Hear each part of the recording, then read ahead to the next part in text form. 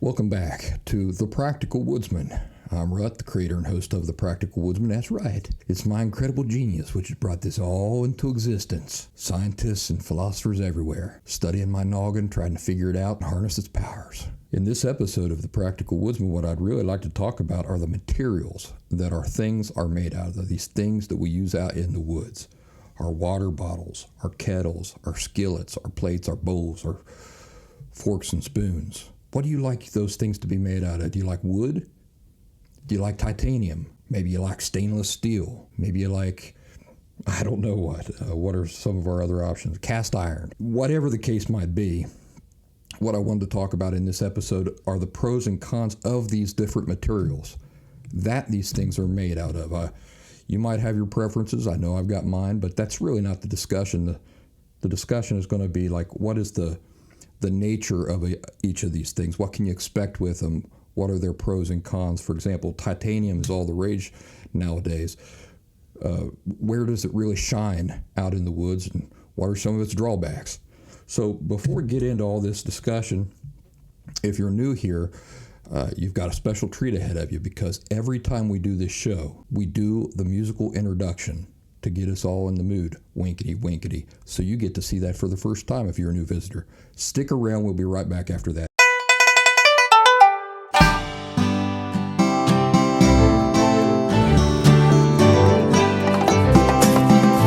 That's right.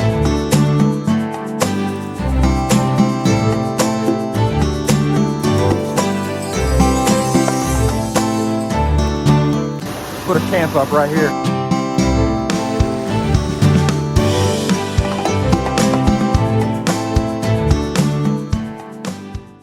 So, to answer my own question, what's my favorite? Stainless steel? Titanium? Wood? There was one thing I forgot to mention at the little introduction here to all this. How about silicone? They're making a lot of these collapsible silicone things nowadays. Aluminum. I forgot to mention aluminum. Right now, those of you who are watching the video see me drinking out of a double-walled stainless steel mug here. I'm drinking some hot coffee. Well, the short answer is my favorite depends on the specific tool or the item that I'm using. It depends on the time of year. It depends on a whole host of different factors. And we're going to discuss that in this episode of the Practical Woodsman podcast. Plastic. Did I mention plastic? I don't think I mentioned plastic in the little introduction. Well, there's just so much to get through, so why don't we get right on into it?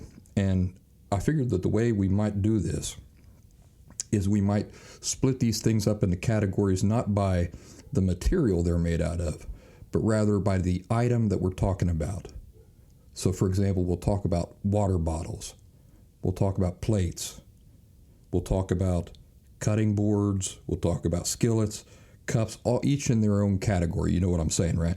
Let's start with cups, or our outdoors mugs. And so to do that, I need to clear out some space here, and I'll just cut away. To you guys, it'll be instantaneous. For me, it might be 2 or 3 minutes. Let me do that. All right. What those of you watching the video can see here is I've got several cups set out here. I've got a plastic cup.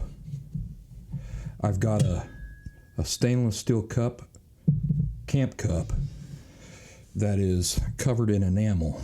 I've got actually 2 of those here. I've got a set of stainless steel cups with a stainless steel lid. And those of you even watching the video can't see, but it's like one of those Russian eggs. It's got 3 other cups nestled inside there. Got a titanium cup here, and I've got a little mug here that is double-walled with can never remember what these things are called, these clips. They're called carabiners. But for some reason, that word never comes to my mind. I always think C-clamp. So if you ever hear me talking about C-clamps, I'm actually talking about carabiners. And it shouldn't be that hard for me to remember that word, because all I got to do is remember it starts with the letter C. It's just not C-clamp. So anyway, I got that double-walled mug there. Let's talk about what you can expect from your mug or your cup out in the woods with each of these different types of materials. I'll tell you what my favorites are to start off. If I'm on foot going through deep wilderness, I'm going to be on foot for 30 miles, 40 miles. What I prefer for my cup or my cook mug, it's like the thing that your bottle would nestle into. What I prefer is titanium and stainless steel second. Titanium is super, super strong.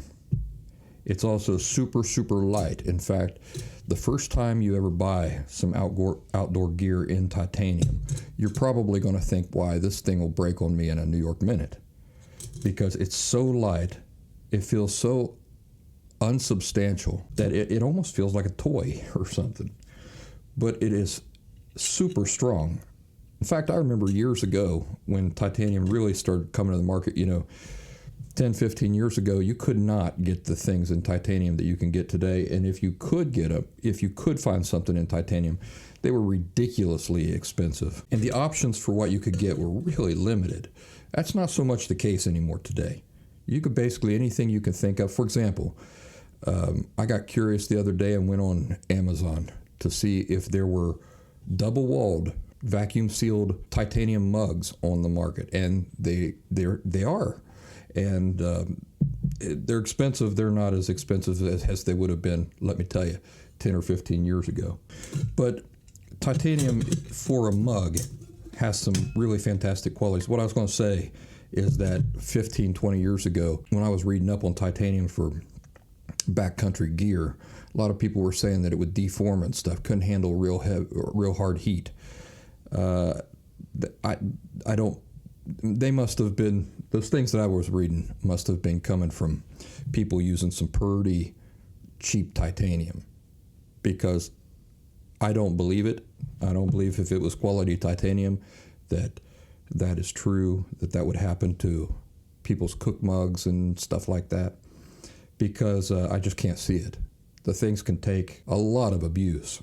In fact, I have a titanium cup like this one you see on the camera, and I thought, if I could just bend that with like some pliers or something, like bend myself a little spout there for pouring, then that'd be pretty nice. I don't even think I'd have to use a kettle, have a hankering to use a kettle. If I could just bend myself a little pour nozzle on that titanium cup, and I took a pair of pliers and I wrestled with that thing and wrestled with it, and the whole cup wanted to bend with each movement. How do I describe it? It didn't want to bend. It deformed while I was yanking and pulling on it, but as soon as I stopped yanking and pulling on it, the cup just went right back into its normal shape. So it's not like normal steel.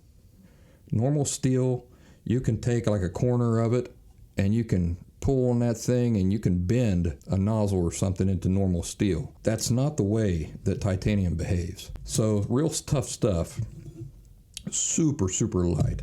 Let me tell you reasons why I might take a stainless steel cup with me instead of a titanium cup. I like to do a lot of exploring and adventures and stuff in the backcountry in frigid cold weather. So wintertime is, like, for me, the best time to be out in the woods. One of the best times. One of the 4 best seasons to be out in the woods. Here's what'll happen with titanium. You make yourself a hot cup of coffee and you pour it into your titanium mug, and that coffee will go cold in 5 minutes, because you're talking about 10 degrees below freezing outside, and the titanium just does not hold heat very well. So if you like drinking your coffee out of your mug in the deep winter time when it's, like I said, freezing, a little bit below freezing, you won't get very much time with a hot drink in your titanium mug. Now, also imagine middle of the night, you're sitting around the fire trying to get some hot liquid into you and stuff, and you've boiled some water like in a kettle, and now you put it in your titanium mug. That water is not going to stay hot in your titanium mug very well. So in those circumstances, I would actually prefer to have a stainless steel mug. Here's what you can expect from the nature of your stainless steel mug. It will retain heat for a much longer time. You might be thinking, well, how about if I have a lid for my titanium cup? It's not the lid or the lack of the lid that makes it lose heat so quickly. It's the material itself. The material seeps right out, or the heat seeps right out of the material itself. So a stainless steel mug in the wintertime is my preferred way to go. It's still going to lose heat. It's not going to lose heat like your titanium will. I mean, the heat goes out of the titanium real quick. What if you drop your titanium cup? Are you worried about getting dings and dongs in it, getting it all beat up and getting it misshapen? That's something that's more likely to happen with your stainless steel than it is with your titanium. Part of that might be the titanium's toughness. Another thing might be its lightness, meaning it's just not heavy. Gravity is not working on your titanium cup like it is your stainless steel cup. So your stainless steel cup will fall with more force when it falls, it hits the ground or hits a rock or something like that. And so there's always the potential for your stainless steel to end up more beat up than for your titanium, I believe. Now here's another interesting thing about the titanium versus the stainless steel mug. It'll boil quicker. Just like it loses heat more quickly, the heat gets through it more quickly too. So it'll boil, it'll cook a lot faster than the stainless steel. It will not distribute that heat as well as the stainless steel. So that's something to keep in mind with your titanium. I do love the titanium, but stainless steel has so many similar qualities. What you're really trading for the stainless steel is the low weight. Your stainless steel is going to weigh a lot more. Now, here for the camera, I'm holding up another stainless steel, a little tiny stainless steel mug with one of those, you want to say C-clamp again. What the daggum heck are those called? Carabiner. It's got the carabiner handle. This is probably your best option, especially if you could get a lid for that for drinking hot coffee in the middle of the wintertime around the fire and it staying hot for a longer period of time, is if you can find a little cup that's double-walled and stainless steel, then you got the best of all those worlds. The thing that would keep me from buying, I told you that I went on to Amazon and I was looking to see if they had double-walled titanium cups for like coffee, and they do. And I said, well, let me get down there into the reviews, see what everybody's saying about that. And they're saying, well, it goes cold pretty quick even so. Like I said, I don't think the double wall on a titanium cup is going to keep your liquids. I'll tell you what I think. I think that the double-walled titanium cup will keep your liquid, your hot coffee, hot for about as long as a single-walled stainless steel cup will.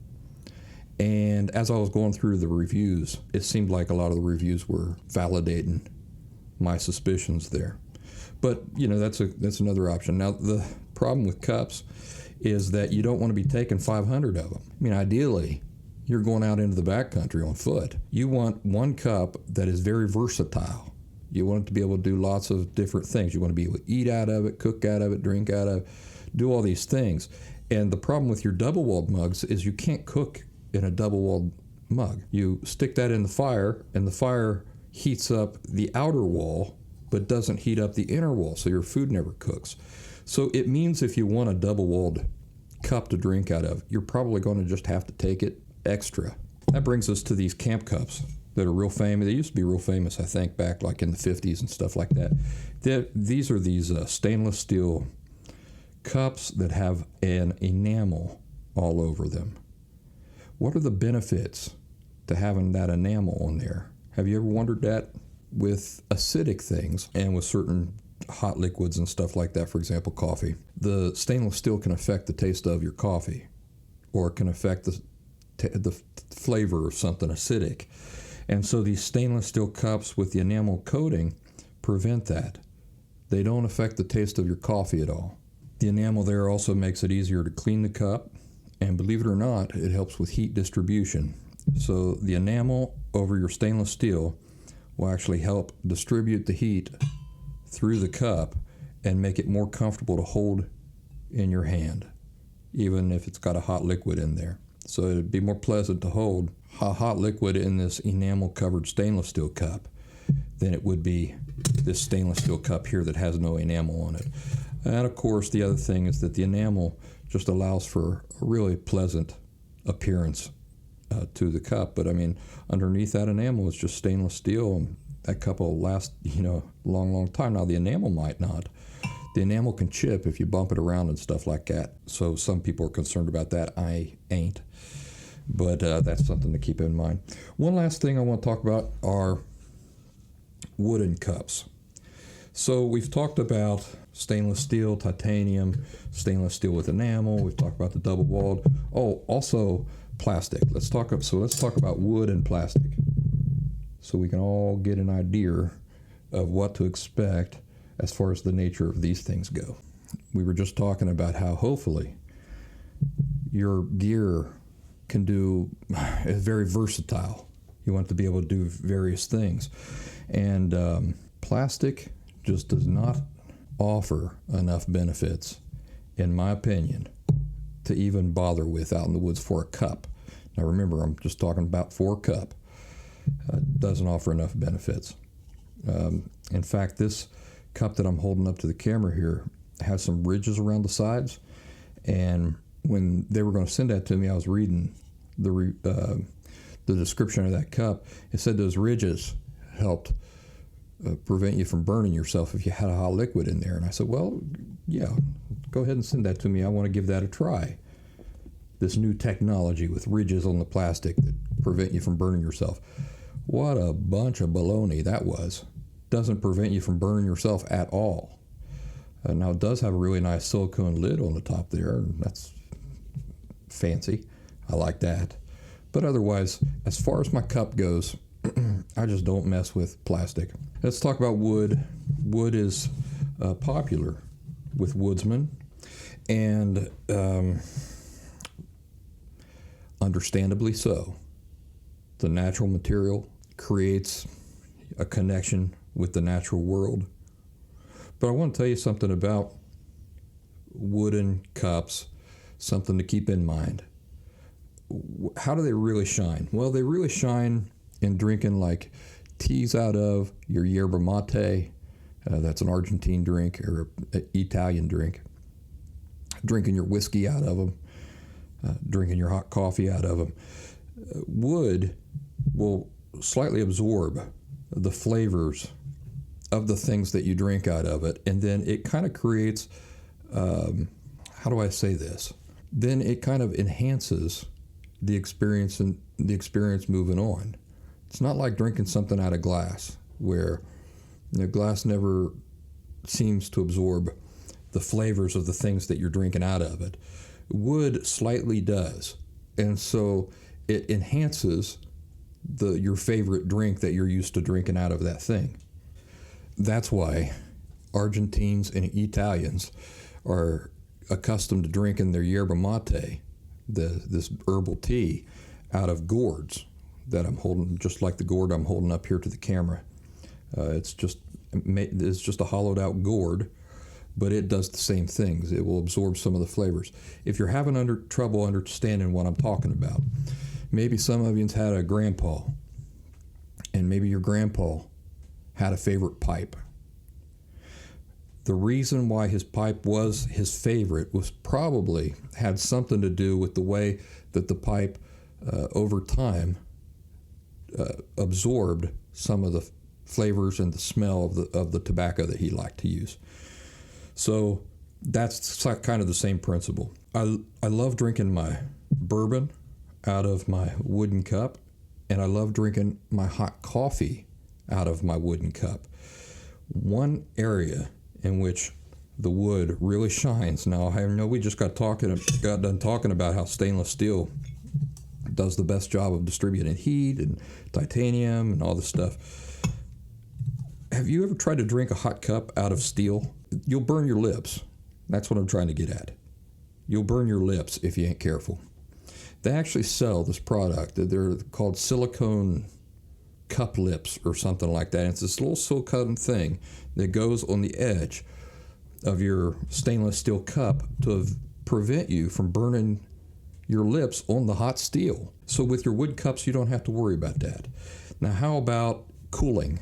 So I just got done talking about how much I hate pouring coffee into like my titanium cup and then my coffee just going cold in 5 minutes. Well, believe it or not, your wood cup will not distribute that heat. You can hold it in your hands very comfortably, no matter how hot that coffee is, and yet it won't go cold as quickly as it will in like a titanium cup. But here's the really beautiful thing is that you will never burn your lips on the wood. Now, you might sip too fast and burn your lips on the hot coffee, but you ain't going to burn your lips on the wood. And I really like that. It's a really pleasant experience. Now, real quick, we need to talk about the differences, what you want to look for in wood. You can go on the internet and you can find wood cups everywhere. Really handsome looking wood cups. Here's what I recommend. I recommend going on to something like Etsy and finding a wood cup that is specifically made out of birch burl. Birch burl.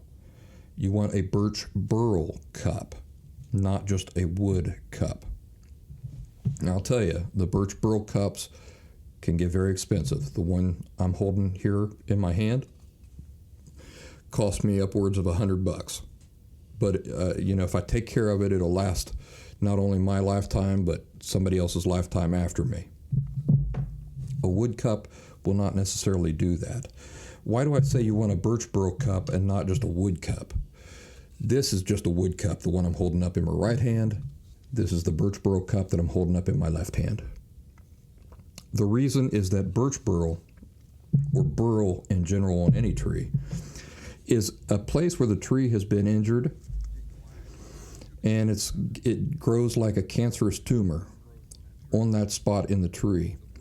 And that wood is so compact, super, super compact, that when you make a cup out of it, it can handle high heat and it can handle all sorts of things that regular wood can't. You can see the grain in this regular wood cup. You see that grain there? In this birch burl cup, it just looks like, almost like a gem. It just looks like a polished gem. You can see swirls and stuff in there, but you can't see the individual grains, lines of grain. And that natural wood, those individual lines of grain, make that cup a lot less sturdy than a cup made out of birch burl. You could also buy bowls and stuff like that out of burl. So I can pour piping hot liquids into this birch burl cup, and that birch burl cup can handle it no problem at all. I did that in this wood cup. It split. I don't know if it split the very first time. It definitely split on the second time, though. It didn't take very long, and you can't even see the split, but it's there. And the reason I know it's there is because when I pour any liquids in there now, it leaks. So, those watching the video here can see what a beautiful cup this is. And I just got that off of Amazon, and it's a beautiful wood cup. But in my opinion, if you're going to go with a wood cup or a wood bowl, you definitely want to spend the extra money. If you can, save up, get yourself an heirloom like birch burl cup that will last a long, long time. It can take all kinds of abuse. And the only real care that you have to do with it is just wipe it down with oil every once in a while. That's what I do. I use olive oil or any kind of oil, kitchen oil. And I just kind of try to keep that thing polished and moist so that it has a nice long life. I don't want it to dry out completely is the idea. All right, so I think we've covered cups, their pros and their cons. I like to take my birch burl cup for drinking around camp, scooping out of a stream or creek. I keep it hanging on the outside of my pack so it's easy to access. And I also take either a stainless steel cup or a titanium cup. Lately it's been titanium a lot. And with those stainless steel cups or titanium cups, of course, I can cook in those if I want to. If I'm not bringing any other things to cook in, I can cook in them. I can jam them right in the fires, and I like to do that. It's nice to have one cup for drinking, purely for like drinking your booze, drinking your coffee, and to have another cup where you can use it as like a kitchen utensil, or when you're cooking, you can cook rice in there. It offers a lot of possibilities. But as I said earlier, you don't want to end up taking like 15 different cups. So you got to be real selective about what am I going to take. Do I want to take a double-walled stainless steel, a titanium cup, and my wood cup? Probably not. So I've got to decide, what am I more interested in drinking out of, my wood cup or my double-walled stainless steel? Usually my Birch Burl cup ends up winning the day. All right, let's talk about skillets. In my extremely modest and impressively humble opinion, what is the best type of skillet to be taken out into the woods, into the backcountry? Well, of course, if you want to make a video of you cooking that's going to get 10 trillion kajillion views and likes, sorry, you're going to have to carry a cast iron skillet. That's what everybody wants to see. Hey, don't shoot the messenger. That's what everybody wants to see. They want to see that fake stuff. Why do I say it's fake? Because you ain't going to get very far with a cast iron skillet that weighs 9,000 pounds. You got other things to pack, things that are going to keep you alive, your shelter, your food, and all that stuff. So if you're cooking with a cast iron skillet, odds are you are not very far deep in the woods. So cast iron is out. What does that leave us with? Well, basically it leaves us with stainless steel, aluminum, titanium. And I'm just going to go ahead and say that stainless steel is out. It's out for the same reason that your cast iron's out. You know what the most important part of your fry pan is, your skillet? It's not the sides, it's the bottom. How thick is the bottom of your skillet? That's what really matters. And so the walls on your skillet don't have to be very thick at all. They don't do a lot of cooking, Basically, you want that plate on the bottom. You want that to be nice and substantial in order to get a good performance out of your fry pan or your skillet. Now, those of you who are watching the video here can see I've got 6 skillets out. One of them is stainless steel. That's this one here. Now, I want to show you something about these skillets.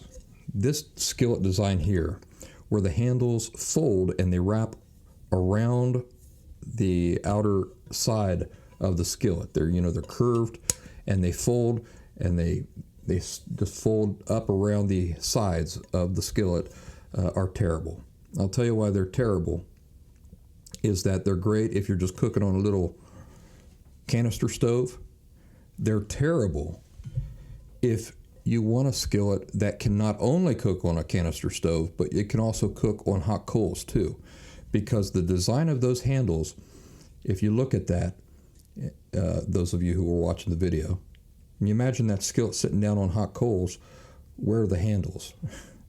The handles are also sitting right down on the hot coals. In fact, you'd have to run your knuckles through those hot coals in order to wrap your hand around that and pick that up off the hot coals that you want to cook on. So I don't recommend that any skillet that's of this design at all. You say, well, I'm not going to listen to him because that's the skillet I want, and my only intention is to cook on a canister stove. Okay, that's fine. What if your canister stove runs out of fuel? What if your little stove nozzle stops working? What if you get lost? Now you're going to wish that the skillet that you packed along was a lot more flexible than just being able to cook on a canister stove. You're going to want to be able to cook on hot coals. So several of these little skillets here that I'm showing off are of the same design, and I've just come across, they've been sent to me over the years, or I'll tell you, the only one I bought was this one right here. This is the only one I buy. It's a titanium skillet of that same design. It's got the foldable handles, but those handles are going to be right down in the hot coals if you need to use that on an actual fire. So that's the problem I've got with this stainless steel skillet. Otherwise, it's a beautiful little skillet. It's about, I'm going to guess, 5-inch skillet. It's not that heavy. I don't like that size. So I can't forget what we're talking about here. We're talking about materials. What can you expect with this titanium skillet, which weighs nothing, by the way? It weighs like a feather. The really wonderful thing about this particular little tiny skillet, which is also about 5 inches, is that it's got a no-stick coating on the inside. You say, well, that's pretty good right there. Minus the design of those handles, that's a pretty good deal because it doesn't weigh anything. It's a feather. Well, remember about titanium, it doesn't distribute heat very evenly. So wherever the hottest part of the flame is, it's going to burn there. Your food is going to burn right there. And because this is so flimsy, I've never even taken it out to use it because I know what will happen. It'll burn that non-stick coating right out of the inside of there. So I've never even bothered even taking this out. And I purchased this, but I just cannot bring myself to forego a real skillet in favor of this pretend toy skillet that's just going to burn the no-stick lining out of there, and then I'll still be stuck carrying that thing until I come out and having a terrible cooking experience. So I just don't use it because of that titanium. The titanium it's really thin, it's really strong, but remember, you don't want thin. You want you want a significant thickness on the bottom of that skillet in order to get a good cooking experience. And so I just yet to find a titanium skillet that is designed right for that. One of these days, I'm sure I will encounter something like that. If I were going to go with a skillet like that, the stainless steel would be the one to go with because it'll distribute the heat better. But I'm not a big fan of most of these, quote unquote backpacking skillets. Most of them are designed for today's modern backpacking hippies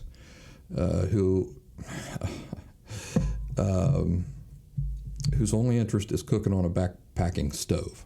But if you're really in the backcountry and your gear fails on you, you got to make do with what you got for the next several days until you do come out of the woods. It's not like I'm just going to 2 miles up here on the road. There's a little country store that I can just drop in on. No, that's not the way it works out in the real woods. So if your gear fails, it fails. Here's another titanium skillet that I have. It has no coating on the inside. That's even worse. So that brings us to aluminum. And I have 3 skillets here that are made out of aluminum. Now the benefits of an aluminum skillet is that most of the skillets that you have at home, I would bet, are made out of aluminum. Almost all of today's skillets and cookware is made out of aluminum, and it usually has like a non-stick coat on the inside of it. Again, one of these skillets here is aluminum, and if you can see the bottom of that, it's ridged to create a better distribution effect for the heat on the bottom of it. It's super light, this thing, and super thin. This is a proper backpacking aluminum skillet. It's about 5 inches. As long as we're talking about the way these things behave, I should tell you, I don't like a skillet that's less than like 7 inches, because what is the standard that I use for a skillet being worth my while at all to carry into the woods? My standard, remember, is that first of all, it can't just be useful on a canister stove. It also, I may cook with it on a canister stove. I'm not saying I'm above using a canister stove. I'm saying it has to do both. It has to work in a fire or on hot coals and on a canister stove. And so a lot of these backpacking skillets are so thin that basically all they're good for is cooking on a canister stove. I prefer 7 inches, and my thinking on that is that if I go fishing, so like I'm out in the backcountry somewhere, I come across the creek or stream and I do some fishing and I catch a fish, I want most of that fish to fit into my fry pan. I don't want to have to cut it up into little tiny pieces in order to fry it in my fry pan. I want the fish mostly to lay in there.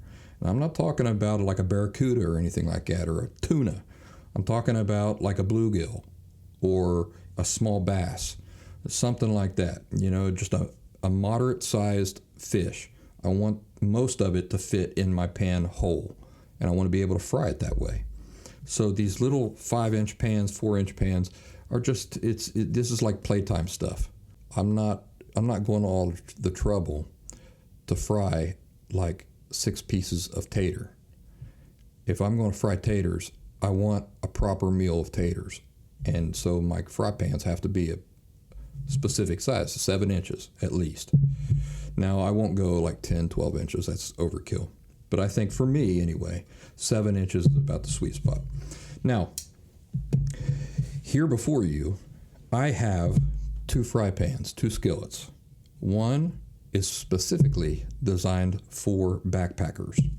That means it's lighter than the other one, because the other one is a skillet that I simply went to Walmart and purchased and then cut the handle off of it. And it's a bit heavier. Now, if you look at these 2 skillets, you can see the reason why. Look at how thick the one I got from Walmart is. This is a proper skillet like you'd have in your house. It's aluminum, but it's got quite a bit of girth to it. It's thick aluminum. What's more is on the bottom, it has a solid stainless steel, I think that's stainless steel, plate, a distribution plate on the bottom. And like I said, I just cut the handle off this, and what I do is I use a pot grabber, an aluminum pot grabber that weighs nothing, and I can use that with this skillet that I bought from Walmart. It's a little heavy, so I better have some very specific plans for frying something out there in the woods, and not just be like, well, what if I fry something? No. If I'm carrying weight like that, it's because I have very specific plans for frying something, and you know, I need that for my plans. I don't carry that kind of weight with just like, well, we'll just wait and see. What if I want to fry something?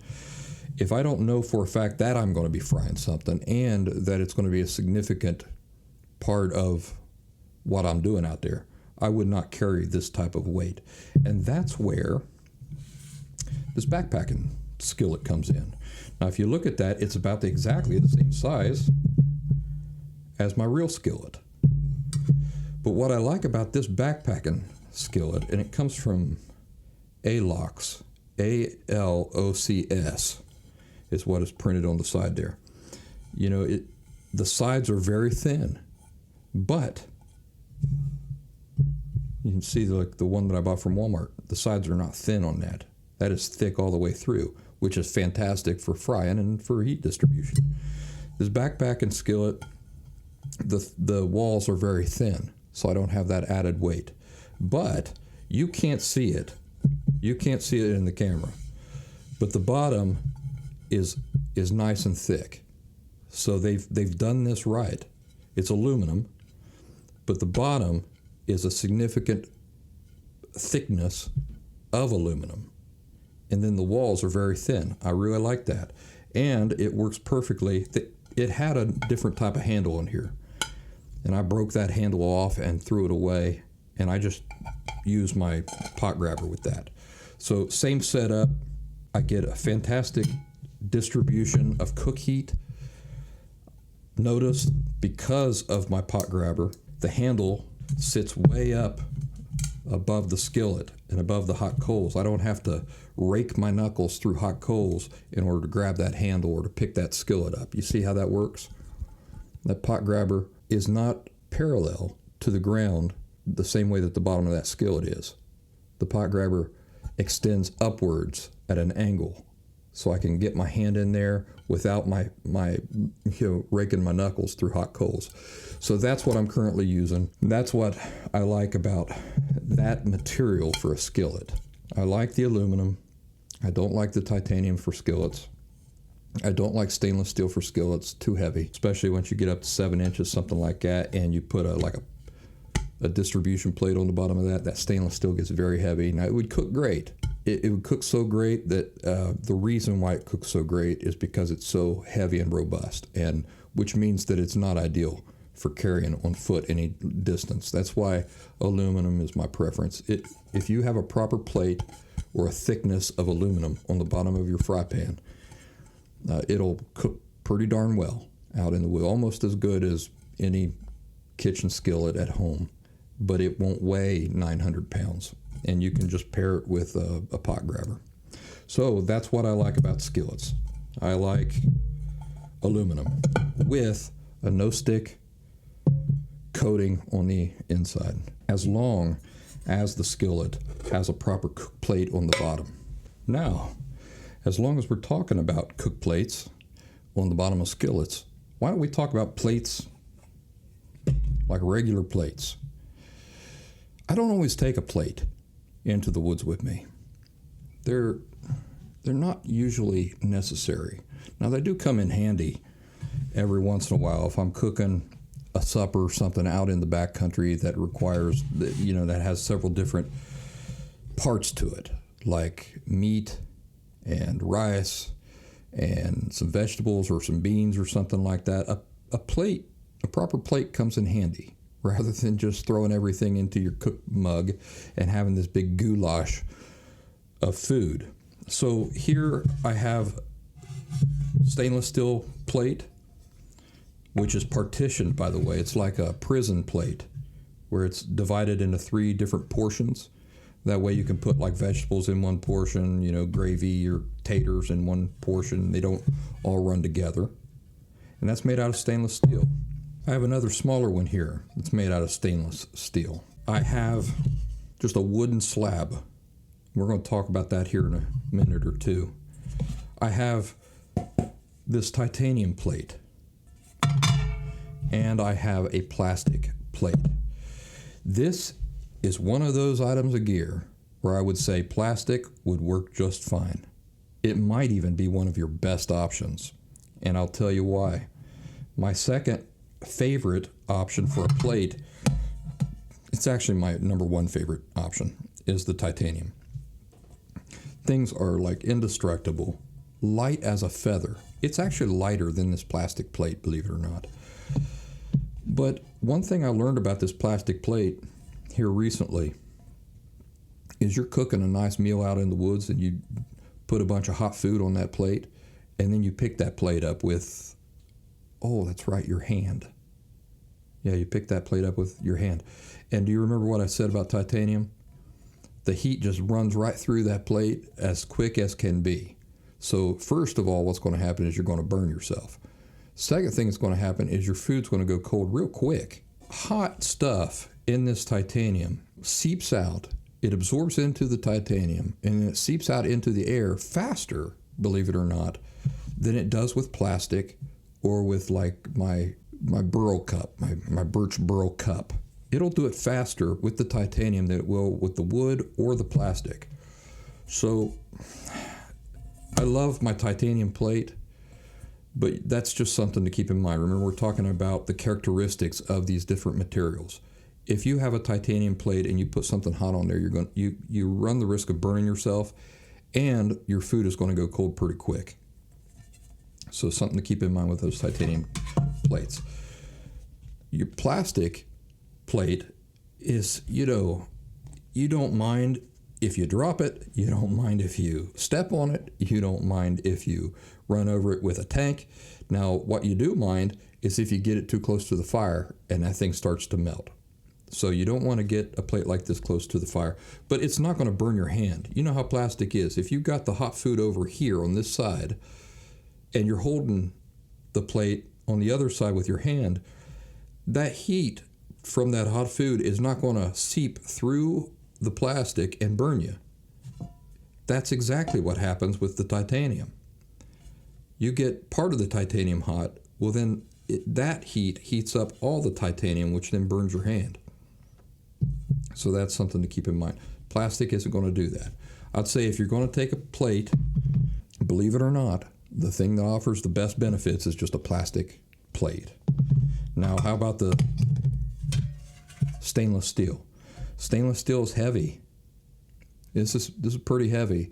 And remember, when you're talking about carrying everything out in the woods, an ounce is a pound. Every ounce is going to feel like a pound the longer you're walking out in the woods with all that stuff on your back. So the more stainless steel, have you chosen to take a stainless steel mug? Have you chosen to take a stainless steel kettle? Have you chosen to take a stainless steel skillet? See, this weight is constantly adding up. And while you're just trying on your backpack at home, you might say, oh, it's nothing. Oh, weight don't bother me. I always know when somebody has never traveled on foot any distance at all on the internet, because that's what you hear them say. Oh, weight don't bother me. Here, let's weigh my backpack. Oh, it's 80 pounds. But, weight doesn't really bother me. That is a dead giveaway that person is never in the woods. They might be down in among trees, but they are not in the backcountry. Believe you me. So the stainless steel gets really heavy. It's overkill. I would never, if I'm going on foot into the backcountry, would never take a stainless steel plate. For camping, it's fine. For like car camping or camping down over the hill in your own woods, stainless steel is fantastic. But I would never take a stainless steel plate into the woods because of its weight. But also, remember all the problems that I said that a stainless or a titanium plate have? You'll have those same problems with your stainless steel plate, yet even more. And remember, that'll hold heat and keep burning you for much longer time than your titanium plate will. Now you see here I've got this round slab of wood. It's just a section cut out of a log that is about 1/2 inch thick, maybe 3/4 of an inch thick. And you can use this for a plate. Now what I'm holding up here, this wooden plate, let's just call it, that you see me holding up is my cutting board. Why would I why do I carry that as my cutting board instead of something plastic like I'll show you here in just a second? There we go. Plastic cutting board. In fact, that had a handle on it, and I cut that handle off, and I carried this plastic cutting board for a long time. You can see the cut marks in it. Would this plastic cutting board save space in my backpack? Yes. Would it save weight in my backpack? Yes. Is it probably tougher and will it last longer than my wooden cutting board? Yes. So then why do I choose to carry the wooden cutting board? Because of germs and bacteria and microscopic things.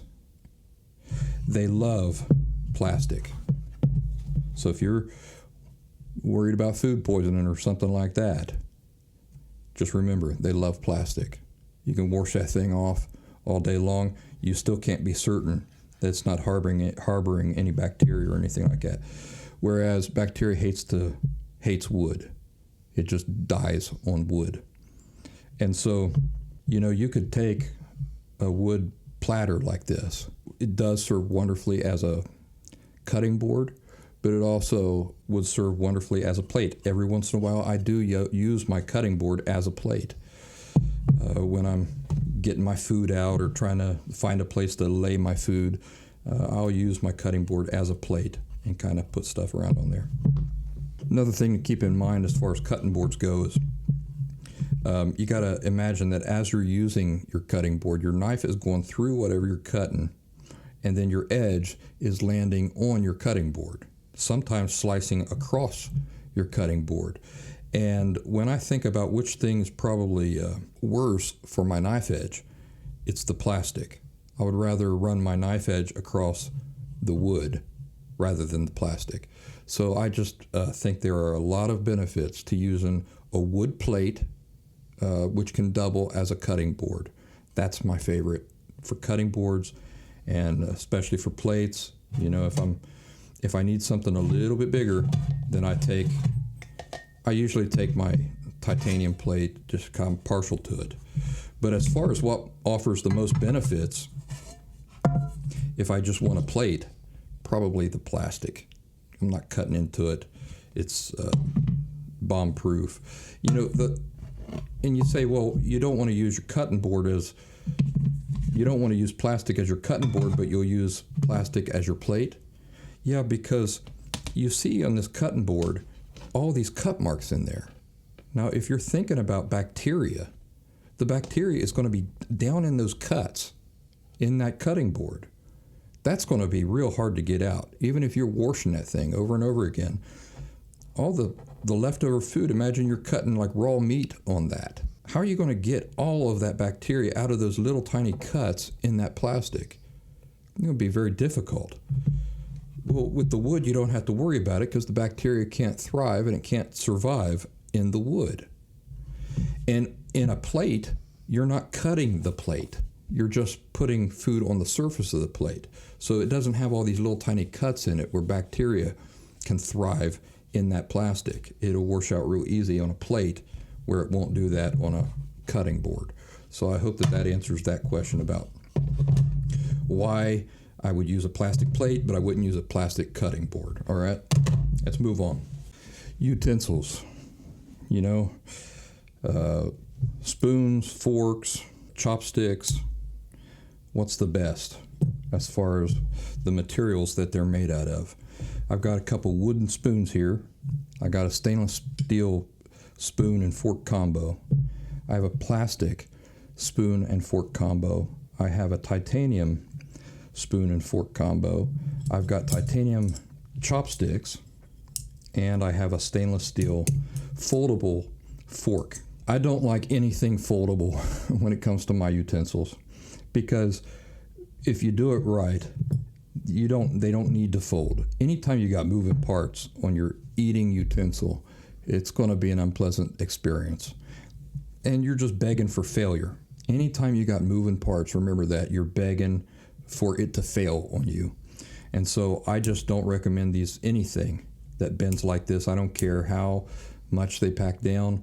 It's not a pleasant eating experience when you unfold that thing and you go to use it. It doesn't feel natural in the hand, and there's always the opportunity for failure on something like that. So it doesn't matter what material it's made out of. I'm not fond of it. Not fond of folding utensils.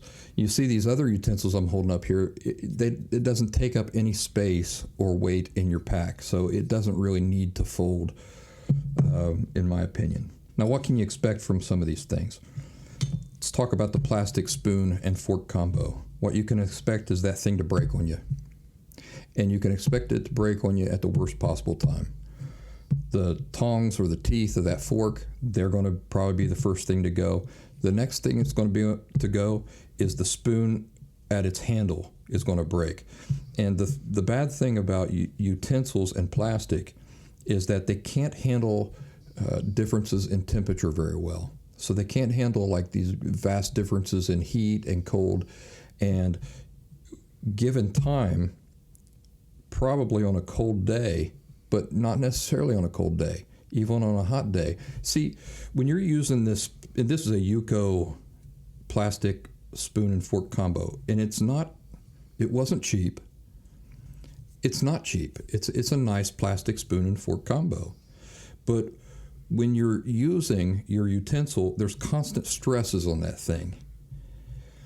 And the plastic can't handle those constant stresses. It can handle them for a while, but like there's this constant back and forth motion on your utensil when you're using it. So you put it in a bowl, you're scooping something out of the bowl, right?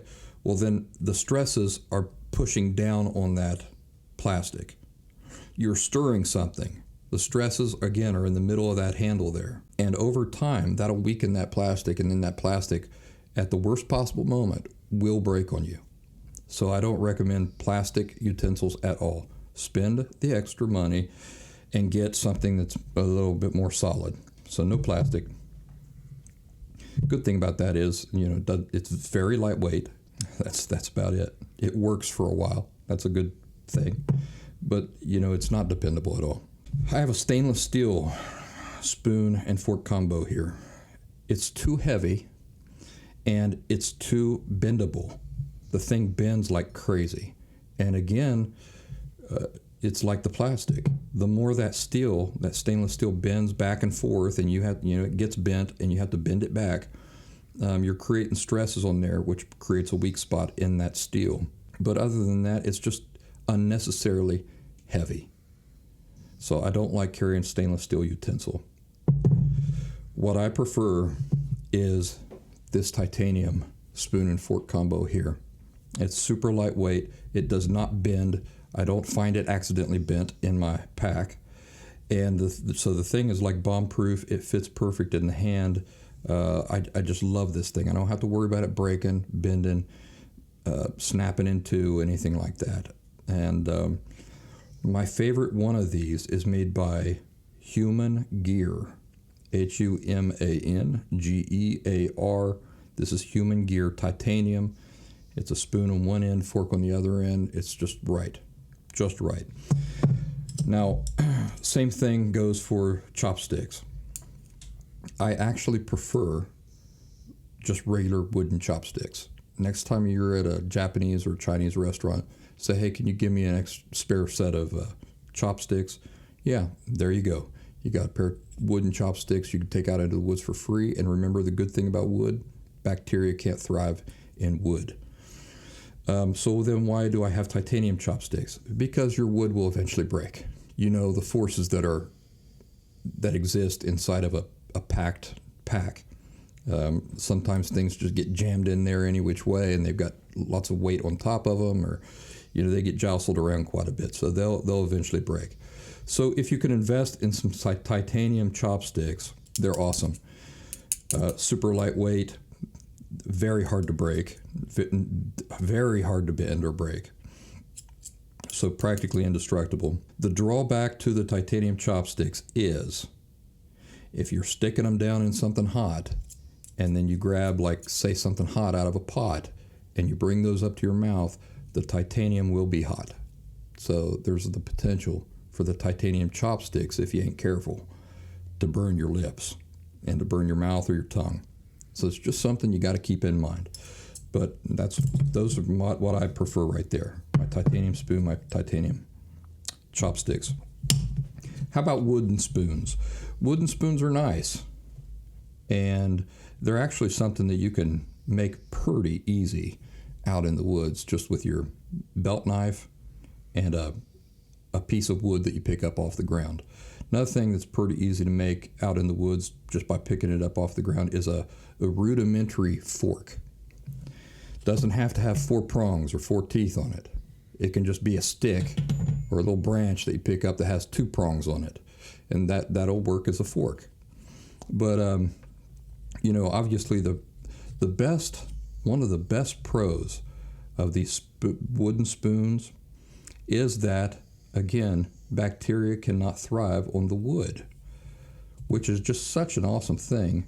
And of course, anything that's natural like this is going to make you feel more connected to Mother Nature. So that's a nice plus.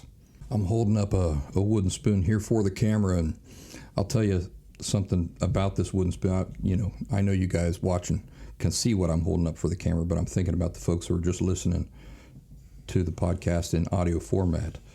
I took this wood spoon on vacation recently. I said, let me just see if I can do everything with this wooden spoon. And I couldn't. I'll tell you what I didn't like about it. When I really wanted a fork, I didn't have a fork. That's what I didn't like about it. And if I were going to be in the woods and I was going to make a spoon and a fork out of one piece of wood, that'd be an awful lot of work for something that's going to break eventually. And so what I've decided is that I do not prefer wooden utensils for the woods. I prefer my titanium spoon and fork combo, because if I want the fork, I've got another thing about this wooden spoon is that when you're eating, let's say you're just even eating pancakes. When you're eating at home, what you naturally do is you cut the pancake with the edge of your spoon or your fork, probably using a fork. You cut it with the edge of your fork. It's a very natural way you go about using a spoon or a fork, is that you can use that edge for soft things to cut right through it and then pick it up and eat it. And I immediately ran into problems with that with my wooden spoon.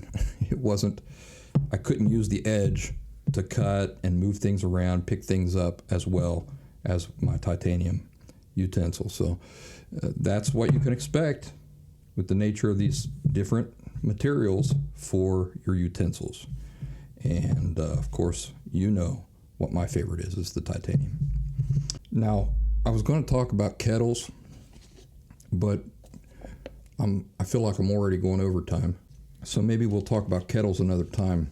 I think what will be more helpful for most people to know is the water bottle. So let's talk about water bottles here for a minute. And you might be surprised about what my favorite is. So here I've got 3 different water bottles. I got a stainless steel water bottle. I have a titanium water bottle. And I have, believe it or not, a plastic water bottle, which is the BCB water bottle, and the NATO, or what's it called, the Crusader cup. What can you expect with these? Well, I think the most popular wisdom out there on the internet is that your water bottle must be made out of something that you can just jam in the fire and boil water in. Right? That's what all those bushcrafters out there are telling you. I think they're full of crap. Right here, the plastic water bottle, the plastic BCB water bottle is my favorite. There's so many benefits to it, and the thinking behind most people, most of these bushcrafters, saying that you got to have a bottle that you can boil water in is extremism, I think, and kind of like hysteria, imagining that you're going to be lost out in the woods and then you're not going to have any fresh water to drink. Well, the BCB NATO water bottle with the Crusader mug allows you to boil water. You just boil water in the mug. As long as you got something to boil water in, it doesn't matter if your water bottle can do it or not. And let me tell you, I've talked about this before. These people who are showing you, oh look, I can boil water in my stainless steel water bottle. Let me ask you, how long do you reckon it takes for that water bottle to cool down? I've done it, and trust me, if it's on a hot day, you'll be waiting there for 5 hours for that thing to cool down so that you can pick it up and carry it. You cannot boil water in a stainless steel water bottle and then just pick that thing up and get going. And guess what you usually want to do when you're out in the backcountry? You usually want to pack up and get going. So there was one morning that I got up, I was up on top of this mountain, and I found some water seepage. No water around, water seepage there on the mountain. And got enough water into my bottle. It was kind of iffy. And so I boiled it over the fire. And then I just had to wait there. The worst part of it was I knew that day was going to get to be like 100,000 degrees outside, and I wanted to get down the mountain and up the next mountain before the sun really come out and it really got hot, so that I could get the worst part of the hiking out of the way while the day was still fairly cool. Well, I couldn't because I had boiled water in my water bottle. So then I had to wait there for I'm not kidding you, it was like 3 hours. 3 hours for that to cool down. When it finally did cool down and I got going, of course, it was 9 million degrees outside, and it was terrible. And I said, if I would have just boiled some water, if I had just had a mug, just boiled some water in a mug, open-mouthed mug, like this Crusader cup, that would have cooled down a whole lot faster than the boiling water inside my stupid water bottle. So a lot of these guys, I think, telling you that you got to be able to boil water in your water bottle. Sounds great. Really sounds great. Apparently they've never been in a situation where they've actually had to do it. And that's a big difference, ain't it? You don't really learn the nature of these things insightfully until you're in a situation where you actually have to do it. So what about the titanium mug? It's fine. I'll tell you what I don't like about the titanium mug. Remember, I like to do a lot of adventuring out in the backcountry in the middle of winter. You get a bunch of water in your mug, or not your mug, your water bottle, and it's 20 degrees below freezing. What do you got to do with that thing at night? It's got to sleep with you. It's got to sleep with you under your blankets or in your sleeping bag. Whatever you're using to keep your body warm, your water bottle has to sleep in there with you. And so I would much rather have this plastic bottle up against me than to have this freezing cold titanium with me inside my blankets. Same thing goes for this stainless steel. I love this BCB mug, it's just like indestructible plastic. No, you can't stick it in the fire, but you're never going anywhere without its mug. So you can cook whatever you need to cook in its mug. That water will cool down much faster than will in one of these bottles because it's open mouth, it's very wide, the top. But as far as the bottle itself, I like just the plastic bottle. And frankly, I think it's a much better drinking experience than drinking out of the titanium or the stainless steel. Stainless steel is heavy. The plastic is not. The titanium is not heavy, but it's got its drawbacks, such as what I just described. If you're worried about freezing water in your water bottle, then the plastic is a better option. And I'm trying to think if there's anything else I want to talk about that. Oh, you want to know what the weakness is on each of these bottles? So it doesn't matter if it's the stainless steel, the titanium, or the plastic. Do you know what the weakness is on each one of these bottles? Take a second, see if you can figure it out, and I'll tell you the answer here in 5 seconds. All right, you ready? See if you can figure it out. What's the weakness on each one of these bottles, no matter what they're made out of? 5, 4, 3, 2, 1. It's the rubber seal inside the lid. The rubber seal inside the lid goes around the inside right there. That's the weak spot on any of these bottles. So while you're probably preoccupied worrying about whether it can take a nuclear explosion or anything like that, you're not worrying about the right thing. The right thing to worry about is that little rubber seal underneath the lid that keeps things from leaking out. And it doesn't matter what your bottle's made out of. Eventually, that will wear out, and it'll have to be replaced. So something to keep in mind there. All right, folks. Well, I really wanted to talk about kettles, but we'll talk about kettles another time.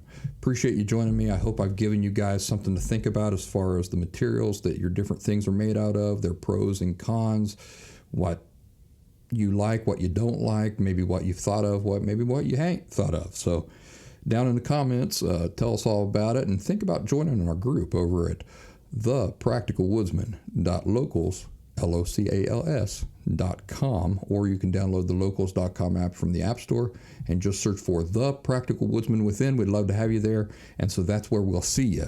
We do live streams on Saturdays when I'm able. Y'all take care. I'll see you next time.